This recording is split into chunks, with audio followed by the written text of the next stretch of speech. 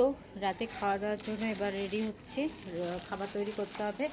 যেহেতু আজকে সোমবার, তো নিজের জন্য এই যে চাউ করব। আজকে গাজর বিনস দিয়ে চাউটা করব।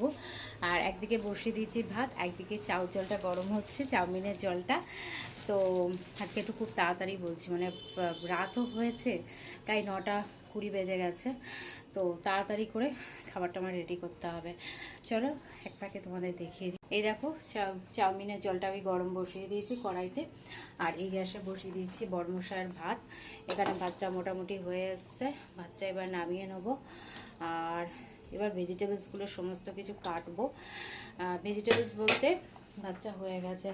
এই যে গাজর বিনসটাকে বের করে রেখেছি, একটা শসা বের করে রেখেছি, এই যে শসা। তো সবগুলো এবার কেটে নেবো আর চাউটাকে সেদ্ধ করে নেবো। এবার আমাকে ভাতটাকে নামাতে হবে। তো ভাতটা মোটামুটি হয়ে গেছে, এবার কড়াইয়ের মধ্যে তেল দিয়ে দিয়েছি আর ভেজিটেবলসগুলো সমস্ত কেটে সেদ্ধ করে নিয়েছি। এরকম কড়াইতে তেল, নুডলসটা আমার সেদ্ধ হয়ে গেছে, নুন দিয়ে রেখেছি, আর এই যে ভেজিটেবলস এবার এর মধ্যে দিয়ে দেবো। এদিকে আবার তাড়াহুড়ো করছি, রাত হচ্ছে। তো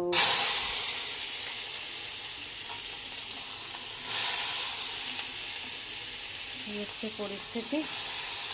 এটা একটু ফ্রাই হলে আমি চাউটা দিয়ে দেবো। একটু হলুদ দিলাম কেন, হলুদ দিয়ে আমি খাচ্ছি এই সোমবার করে, কারণ নিরামিষের মধ্যে মনে হয় একটু হলুদ আর একটু বাদাম দিলে মনে হয় ব্যাপারটা ভালো লাগে। স্কুল লাইফে যখন মা চাউটাও করে দিত, হলুদ টলুদ দিয়ে করতাম, তাই সোমবার করে আমি একটু হলুদ দিয়ে খাওয়ার চেষ্টা করি। আর এমনি সময় কি হয়, যখন ডিম দিই তখন আর হলুদ ফলুদ দিই না। তো এই হচ্ছে ব্যাপার, যেহেতু আজকে নিরামিষ চাও, তো এই জন্য আমি একটু হলুদ দিয়ে করে নিচ্ছি। আর এখানে চাউটাকে আমি হাত দিয়ে করে নেবো, নুনটাকে মাখাতে হবে, এরকম করে নিচ্ছি।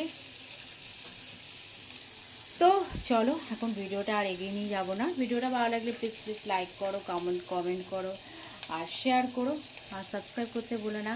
চলো এখনকার মতন টাটা আর গুড নাইট। চলো টাটা।